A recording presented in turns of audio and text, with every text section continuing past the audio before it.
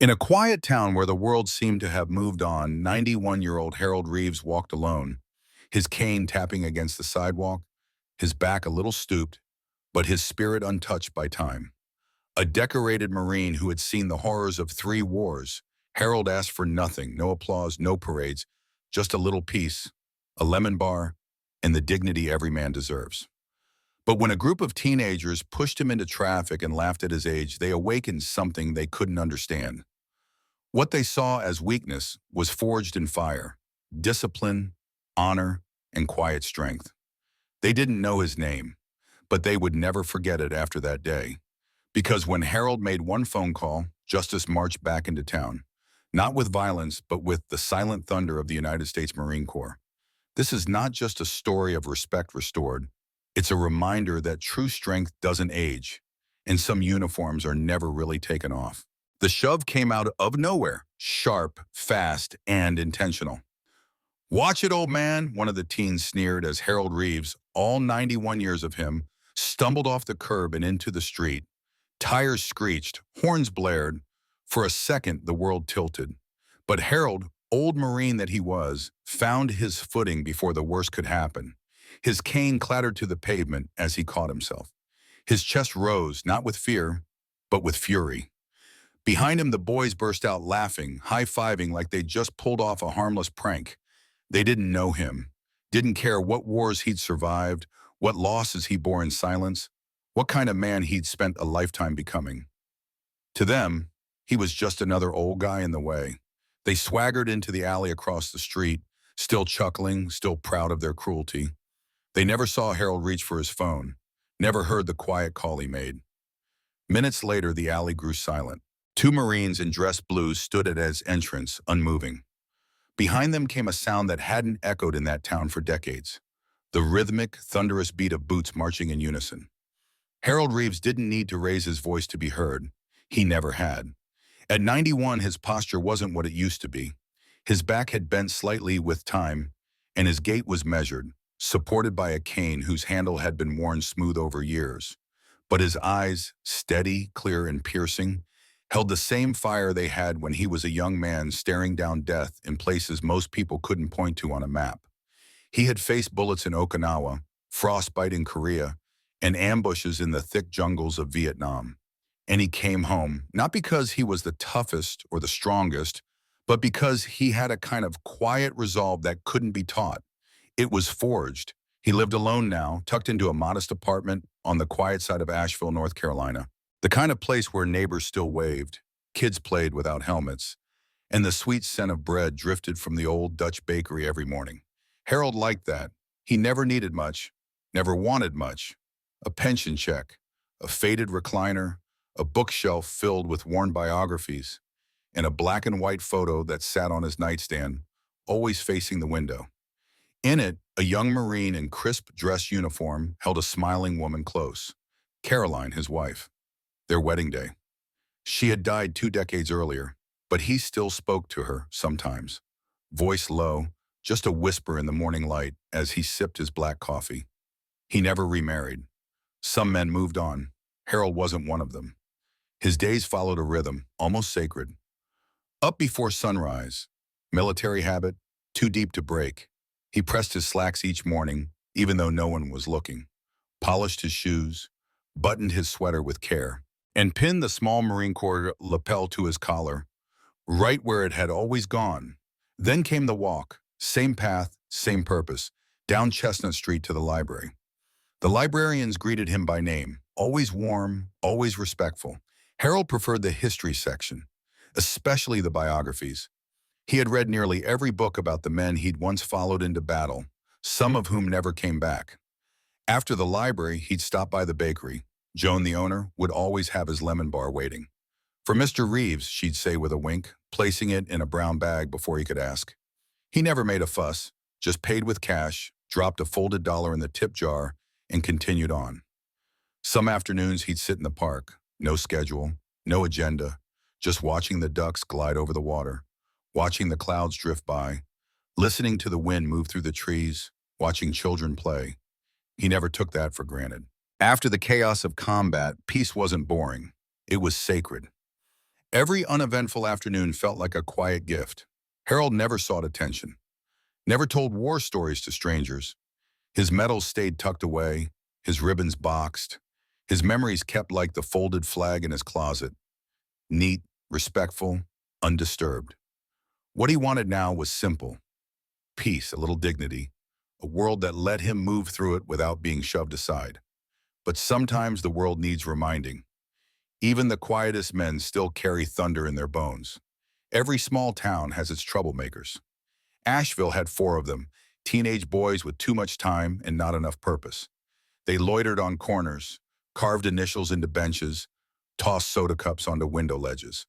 Their voices were always just a little too loud, their laughs just a little too sharp. They weren't dangerous in the way headlines warned about, but they were the kind of reckless, thoughtless, untethered energy that made people cross the street without realizing it. No one said much, just avoided. Easier that way, quieter. But Harold Reeves didn't cross the street, not because he was looking for a fight, not because he needed to prove anything, because he never had it in him to turn away from a straight path. If something was in the way, you met it head on. That's how he was raised. That's how he trained his men. That's how he planned to live until his last step. That afternoon, the wind was gentle, carrying the scent of cinnamon and sugar through town. The sidewalk was damp with the faint memory of morning rain, and four boys, laughing louder than they had reason to, made a choice they'd soon regret. The sidewalk shimmered faintly under a soft drizzle, the morning rain still fresh on the ground. Harold had just left the library, his weekly ritual complete. Now came the second part of his quiet routine, a small indulgence, his cherished lemon bar from the corner bakery. It wasn't just about the sweet, it never really was. It was the memory wrapped in each bite. Carolyn had baked them, back when the world buzzed and louder, when the house still echoed with laughter, conversation, and life. As he rounded the corner, cane tapping gently with each step, Harold saw them. A group of teenagers lounged carelessly across the bakery's bench, limbs flung out like they owned the block. Their laughter was too loud for the hour, sharp with carelessness. One flicked a cigarette butt to the sidewalk. Another howled at something on his phone, screen glowing in his lap. Their legs spilled across the walkway, making it impossible for anyone to pass without stepping into the street. Harold paused, adjusted his grip on the cane. He didn't frown, didn't scold, just took a slow breath and did what any decent man in a decent town might have done. He stepped forward and said evenly, "Excuse me, boys, may I pass?" It was a simple question, gently spoken. The voice that carried it was calm and measured, the same voice that once called out orders to young Marines under enemy fire. Only now time had softened it. There was no anger in it, no demand, just a clear, quiet request. The boys looked up lazily, amused, disinterested. The one in the oversized hoodie, lanky and cocky, sized Harold up with a smirk. "Well, well," he said, standing, eyes gleaming with mockery. "Look who's out past nap time." Snickers rose from the group. One boy noisily slurped the bottom of a fast food drink and swirled the ice like it was part of the joke. Another leaned back further, stretching his legs out even more, as if to say, "Go around, old man." Harold remained still. He waited. "What's the hurry, Grandpa?" the ringleader asked, folding his arms with exaggerated amusement. "You heading off to storm Normandy again? Or just the bakery?" Harold met his gaze. "Just the bakery," he replied steady. "If you don't mind moving your feet." The boy's grin widened. "Mind?" he repeated with a laugh. "Yeah, I think we do. This is our spot. Find another route, Grandpa." Harold shifted slightly on his cane, firm but unshaken. "You don't own the sidewalk." Something in that sentence struck deeper than intended. The smile cracked. A flicker of something bruised passed over the boy's face. Ego wounded. He didn't like being talked back to, especially not by someone who looked like the past itself. "You want respect?" he sneered. "Maybe you should show some to your betters." Then, as if on cue, the shove came, sudden, sharp, and calculated. One foot slid out to trip, one hand gave a small push to the shoulder. Not enough to knock him down forcefully, just enough to make him stumble on his own. A cruel little trick that could be brushed off as nothing. Harold's cane slipped from his hand. His feet scrambled at the edge of the curb. For a moment he teetered, arms flailing, chest heaving. A horn blared. Tires screeched. A red sedan veered violently, missing him by a foot. Harold twisted his body mid-fall, trying to protect himself. He didn't hit the pavement, but slammed into the side of a parked car with a thud that shook through his shoulder, pain seared. His cane clattered to the street. He felt it deep in his hip, his scraped palms stinging as he steadied himself. Laughter exploded behind him. "Yo, did you see him jump?" one boy shouted, practically in tears. Another mimicked Harold's stumble, flailing dramatically and falling into his friend. They cackled, slapped hands, still drunk on their own cruelty, before drifting off into a nearby alley, like nothing had happened at all. Harold didn't move right away. His breathing was heavy, not from exertion, but from something colder. A quiet burn beneath the ribs. Not anger. Not yet. Humiliation, bitter, lingering. A woman rushed over, breathless. Mid-40s, hair twisted into a loose bun, a grocery bag clutched to her chest. "Oh my God, sir. Are you all right?" she asked, crouching quickly to pick up his cane. Harold nodded, trying to steady himself. "Just startled," he murmured. "Nothing broken." She followed his gaze toward the alley, her face hardening with disgust. Disgraceful. Just disgraceful. What is wrong with kids these days? He didn't respond.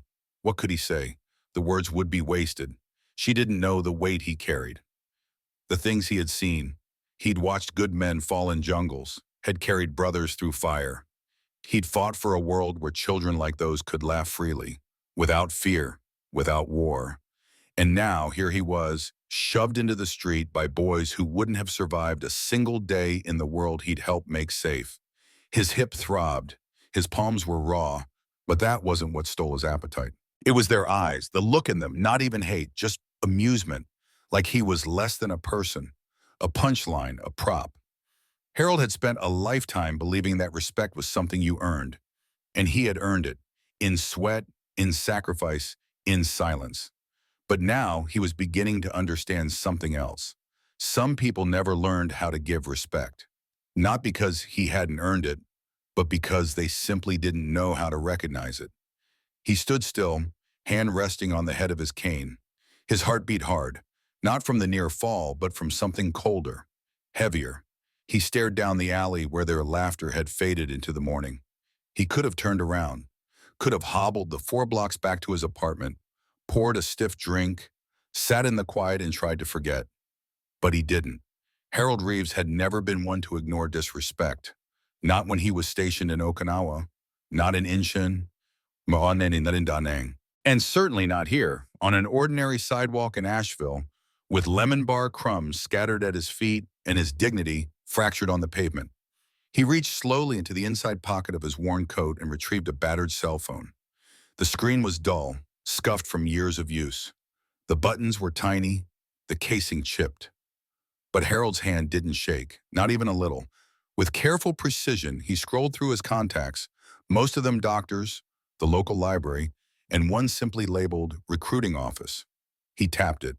The phone rang twice. "United States Marine Corps Recruiting Station, Asheville. This is Sergeant Kelly. How can I assist you?" Harold's voice, though calm, held the unmistakable timbre of someone who had once commanded attention with a single word. "This is Master Gunnery Sergeant Harold Reeves, retired. I need to speak with Staff Sergeant Alvarez." There was a slight pause on the line, barely a second, but Harold caught the shift in energy. Then the voice on the other end sharpened with respect. "Yes, sir. One moment." He heard the familiar click of a call being transferred. Then muffled voices, footsteps echoing on tile, the faint squeal of a door being pushed open, and then a voice, gruff, alert, steady, one Harold knew. "Alvarez here." "Staff Sergeant, it's Master Gunnery Sergeant Reeves." A heartbeat, then immediate recognition. "Sir, Master Gunny." Alvarez's tone snapped to full attention. "It's an honor, sir.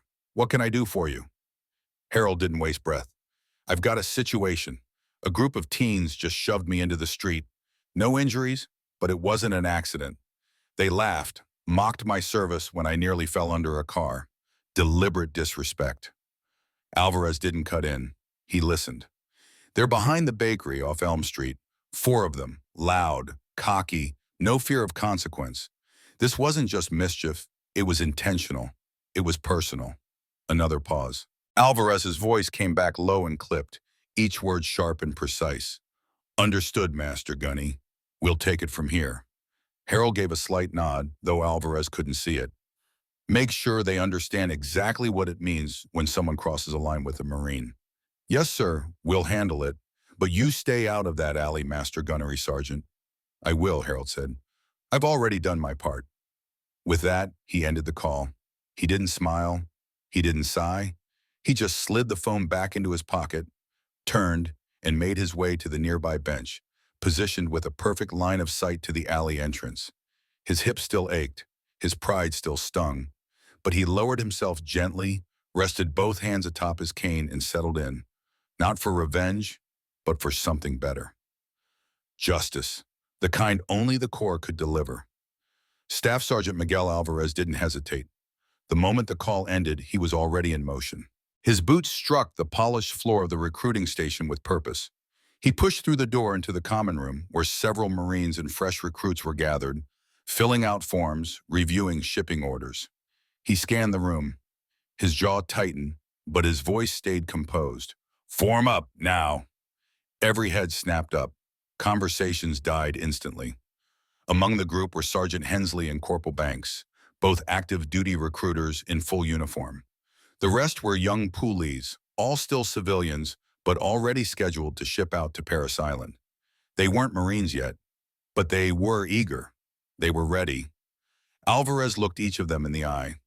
Listen carefully, he said, voice low, each word deliberate. Retired Master Gunnery Sergeant Harold Reeves was assaulted today, shoved into traffic by 4 teenagers, mocked for his age, mocked for his service. A hush swept over the group, not the nervous kind. This was heavier, a slow, quiet anger. He didn't call the police. He called us. That hit different. They stood a little straighter. He's asked us to remind those punks what this uniform stands for. Not with fists, with presence, with discipline, with respect. Sergeant Hensley gave a firm nod. Where? Alley behind the bakery, Elm and 5th. Let's move. They were dressed in varying forms of uniform. Alvarez and Hensley wore service Charlies. Corporal Banks was in woodland camis. The poolies, still civilians in the technical sense, pulled on their USMCPT gear. They hadn't earned the eagle, globe, and anchor yet, but today they'd understand what it meant. They exited the building in formation. Their boots struck the pavement in perfect rhythm. They didn't run, they didn't shout. But the sound of their coordinated movement made heads turn. Pedestrians stopped mid-step. Business owners came to their doors. Even car doors paused halfway shut as drivers froze, sensing the shift in the air. It wasn't loud. It wasn't violent, but something about the way they moved, controlled, locked in, unwavering, made the entire street go still. Harold, seated across the way, didn't rise. He didn't wave. He simply placed one hand over the other on the curved head of his cane and gave a nearly invisible nod as they passed. The Marines turned the corner. At the mouth of the alley, 2 of them broke off and posted up, one on each side of the entrance, silently blocking any chance of exit. Alvarez led the rest in. They didn't announce themselves, didn't bark orders. They just entered. Inside, the teens were still there. They were laughing, glued to their phones, shoving each other over something petty and dumb. Just kids being loud, careless, and full of themselves. Not one of them looked up at first, until one boy's sneaker clipped the sharp, polished toe of a dress shoe. Then another noticed the crisp white belt. And just like that, all their noise vanished. Laughter silenced. Movement stilled. It was like someone had pulled the oxygen out of the air. There were 8 of them. 8 silent men who didn't move, didn't flinch, didn't need to say a word. The boys didn't know who they were, not exactly. But somewhere deep in their bones, they understood. Even the cockiest among them could feel it. They had crossed a line, a serious one. And the reckoning had arrived. No yelling, No sirens, just a sound, the steady, unyielding rhythm of boots hitting concrete, heavy, purposeful. A sound that grew louder, closer, filling the narrow alley like a slow, steady drum beat from a world they didn't belong to. The mood shifted.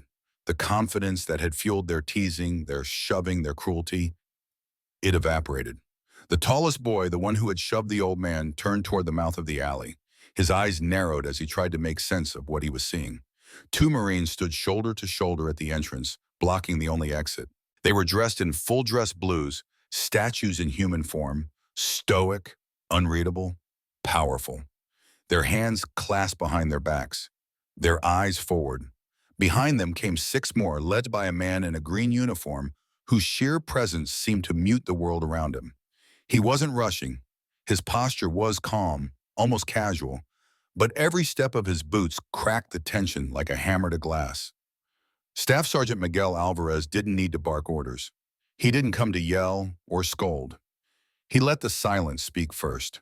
Let it settle like dust. Let it make the boys squirm. And it did. They were frozen, rooted in place by something they didn't fully understand but couldn't ignore. Suddenly, they didn't look so tough. They didn't even look like teenagers. They looked like children. Small, scared, and lost. The tall boy shifted uncomfortably, standing straighter, trying to find some version of himself he could believe in. But he wasn't sure if he should speak or run or apologize. Alvarez stopped a few feet in front of them. His voice, when it came, was calm, steady, clear. "Gentlemen, Wayne," he began, the words slicing cleanly through the still air. "Do you have any idea what you've done?" Not a single one of them answered. "You shoved a 91-year-old man into traffic," Alvarez said, his voice even but heavy with disgust. "A man who fought in 3 wars, so you could grow up safe enough to mock him." Still no answer. "You shoved a Marine," he continued.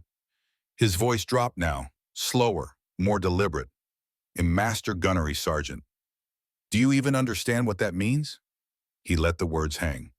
"That's not just a title, it's a lifetime, a legacy. That's decades of discipline, of sacrifice, of leadership. You don't earn that, you become that, and you treated him like garbage." The smallest of the boys opened his mouth as if to explain, but Alvarez lifted a hand. "No, no excuses. Not today." His gaze swept over them, sharp and cold. Bayonet eyes. He looked at each one of them, one at a time, holding them in place with nothing more than truth. "You think you're strong. You think pushing an old man makes you tough." He shook his head slowly, disappointment etched into every line of his face.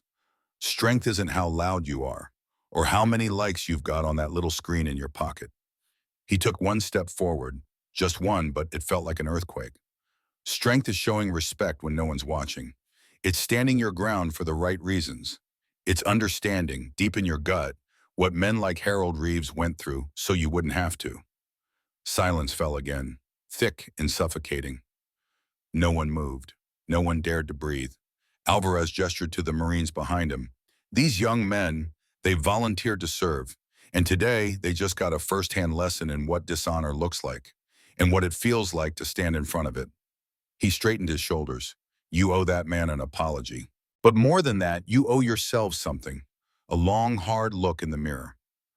There were no threats, no raised voices, just the kind of truth that cut deeper than any punishment ever could. Alvarez stepped back, turned around, and walked away. The other Marines followed. No chest beating, no dramatic exits. They simply turned their backs because the message had already been delivered. The boys didn't move. They couldn't.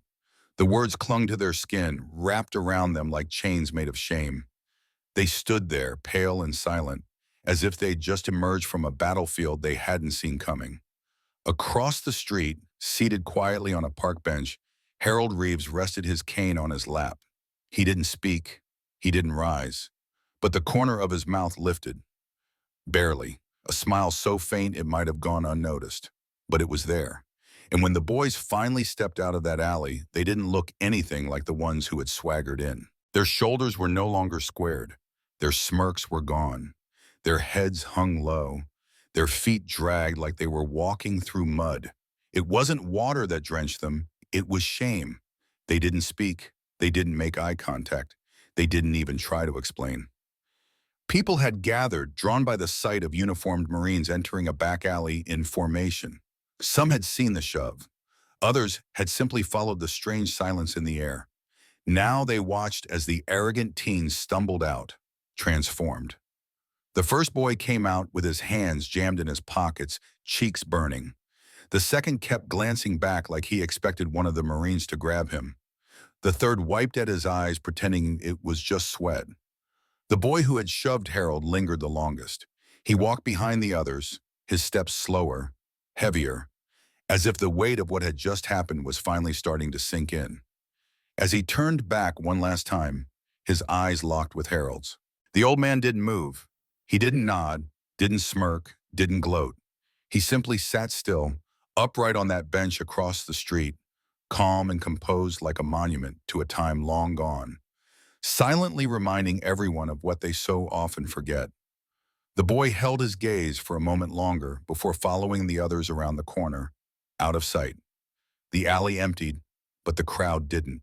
No one rushed to speak, to fill the silence. Instead, one person clapped, just once, then another. Soon it spread, not the explosive kind of applause you hear at performances, but something quieter, weightier, a ripple of acknowledgement. Not for the teenagers, not even just for the Marines who had already turned and were marching back toward their station with silent, almost ritualistic precision. No, the applause was for something deeper. For the moment, for what it meant. A silent kind of justice, a living reminder of dignity. By evening, the story had already traveled through Asheville like wind through leaves. People whispered about what happened behind the bakery, with the same reverence reserved for folklore. The local cafe near the courthouse buzzed with talk. The community center echoed with quiet retellings. The VFW hall, the old veterans' hangout, sat in reverent silence after hearing. Photos had begun circulating, snapshots taken from across the street. The line of Marines standing shoulder to shoulder in front of the alley, Harold on the bench, unbending, quiet, like a forgotten general finally receiving the recognition he had long ago stopped expecting. The next day at the grocery store, shoppers paused when Harold passed. They didn't crowd or gush. They simply nodded, some touching their keys, others placing a respectful hand on their chest. At the bakery, Joan was already waiting when Harold arrived that morning. She placed 2 lemon bars into a white paper bag, then pushed them across the counter. "On the house," she said softly, her eyes glistening.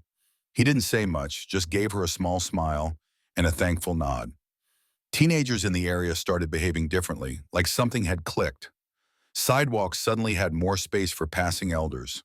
Doors were held open, phones were lowered, greetings included sir and ma'am. It wasn't fear, not exactly. It was something else, something quieter, like a town remembering who it was. And that moment, that reckoning in the alley, it didn't vanish. It etched itself deep into the bones of the place. Not as a warning, but as a memory. A reminder that respect isn't always asked for. Sometimes it's earned. And sometimes when it's forgotten, it's enforced. From that day forward, things shifted. Not just in those 4 boys, but in Asheville itself. The teens were no longer hanging around outside the bakery, nor leaning on mailboxes outside the post office, or shouting obscenities from the park bench. They were still around, but quieter. Changed. When they walked through town, they kept their heads down, not in shame, but in reflection. Something had landed in them. People noticed. Thomas, the tallest and once the loudest, started showing up at the library before it opened. He helped staff unpack boxes of donated books, never making a scene, never explaining why. Jake, one of the others, asked his parents if he could volunteer at the community center. He didn't give them a reason, just said, "I need to do something better with my time." They didn't press. As for Harold Reeves, he never spoke of what happened that day. No interviews, no speeches. He didn't write letters to the editor. When neighbors tried to thank him, to tell him how much it meant, what he'd reminded them of, he would only nod and reply, "It was handled." But his walks through town changed. Where once people barely noticed him, now they looked him in the eye. Some smiled, some tipped their hats. A few greeted him the Marine way, a straightened back, a sharp nom, a firm handshake, or a respectful, quiet salute. Even the young people began to respond.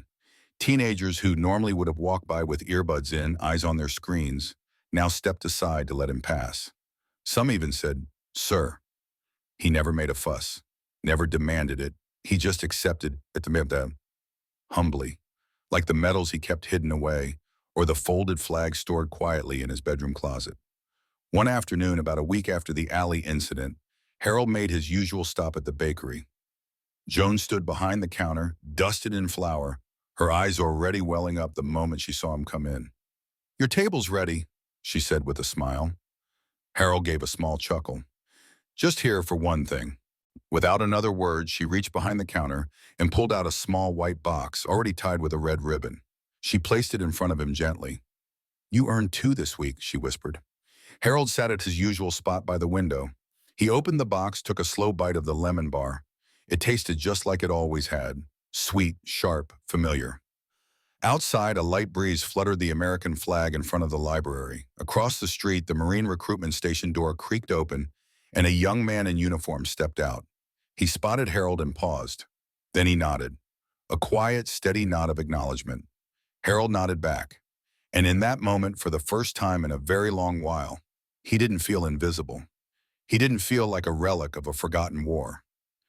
He felt like a Marine again, like the uniform still fit, even if he wasn't wearing it. The sun spilled softly across the streets of Asheville, casting long golden shadows across brick walls and shop windows. The town moved at its usual gentle pace. Doors opened with a chime. Coffee cups clinked. Laughter of children echoed from the distance. Harold Reeves walked along the sidewalk with quiet certainty, cane in one hand, the other resting casually in his coat pocket.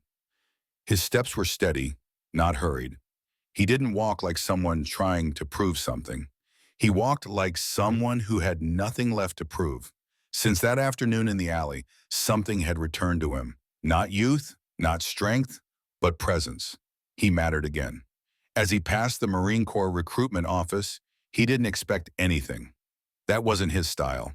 He would nod, maybe lift a hand, and keep moving. But this time was different. The door swung open. Staff Sergeant Miguel Alvarez stepped. He stood there in full uniform, his posture upright and composed, embodying every ounce of pride and discipline forged over years of service. He didn't utter a single word. No smile broke across his face. He simply raised his right hand to his brow in a salute, crisp, deliberate, flawless. It wasn't just a gesture. It was a language, a legacy, an unspoken acknowledgement steeped in honor. Harold halted mid-step, his eyes locked with the young Marines. For a moment, he remained completely still, as if the world around them had paused. Then slowly, with intention and reverence, Harold straightened his back just enough and returned the salute. His movement wasn't as swift, not as sharp, but it was full of weight, dignity, and a quiet pride that had never faded. They didn't exchange words. They didn't need to. Two Marines, one old, one young, two generations bound by a common oath, a shared brotherhood that stretched far beyond time and age. In that silent exchange, more was said than any conversation could contain. Harold resumed his walk, his cane tapping gently against the ground. As he turned away, the edge of his mouth lifted, not in laughter, not in smugness, but in something gentler. A calm settled over him, a quiet contentment, because for the first time in a long time, he knew he hadn't been forgotten. His years of service, his sacrifices, they hadn't disappeared into history's shadows.